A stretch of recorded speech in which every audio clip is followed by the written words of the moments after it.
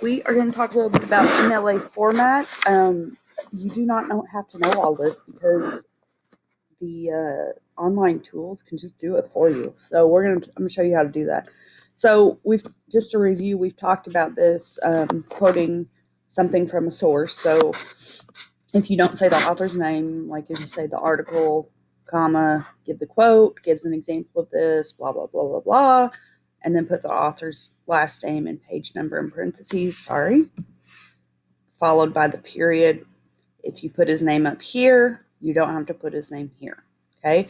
You don't have to cite common knowledge. So if you're not sure what common knowledge is, then just think about, like, could anybody on the street know this? And if the answer is yes or probably, then you don't have to cite it, but you still can't use someone else's words word for word, but you could paraphrase information.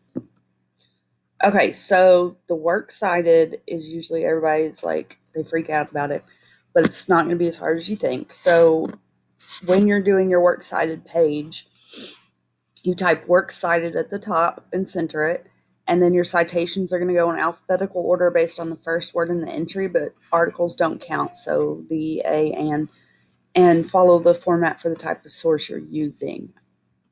So this is what it's going to kind of look like. Notice the indentations here. This is something you will probably have to do yourself after you've used the online resource. So notice they're in order by the author's last name. Here's kind of, I just wanted to show you, even though you don't have to know how to do it, I want you to kind of see what it looks like. Last name, comma, first name, title of the book in italics, city of publication, publisher, publication date. That's if you're citing a book. So you guys will use that format when you're citing novels. If you're citing a web page, last name, first name, title of the page or article in quotation marks, and the website URL and date of access. And there's different ones for different types of sources, but again, the online source can do it for you. So my favorite one to use is Citation Machine.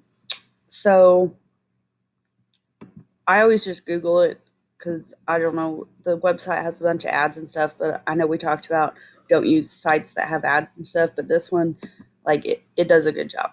It's free, so that's how they're making money. It's a good resource to use. So let's say it'll take you here. I would suggest creating an account. See, I'm already signed in. So all your sources will be saved. So we'll choose our source. Let's say we're doing a website. We are a tax slaying force. Told you about the ads. Okay, so we're citing a website. Now all we're going to do is paste the URL. So I have this page pulled up, so I'm just going to copy it, paste the URL there, search.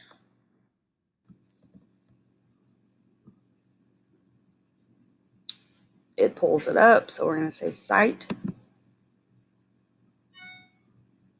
Continue. It makes you click through a bunch of different steps just to make sure everything's there. So then this is all the information. You could input this manually, but why do that when you can just put the URL in? We don't have an author's name, so we're going to leave that blank. It is from the organization, so we can leave that with the author's last name. It gives all the information. If there's a publishing date, let's see. You want to get as much information in there as you can. So let's see if there's a publishing date. I do not see one. Always look at the bottom for the publishing date. So we're just going to leave that blank, which is fine. And we're going to say complete citation.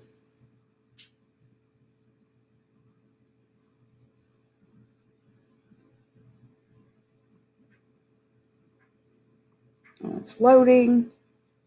Make sure it says MLA 8, and there it produces it for you.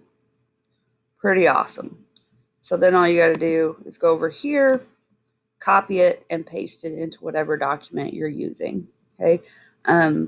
If you want to, like, I would suggest this, doing them all. I don't know why I did it twice. I must have clicked it twice. But if you're citing multiple sources for one works cited page, I would save it, click create citation, and then it'll make the entire page for you. so you don't have to go in and copy and paste each one and then worry about getting them in alphabetical order.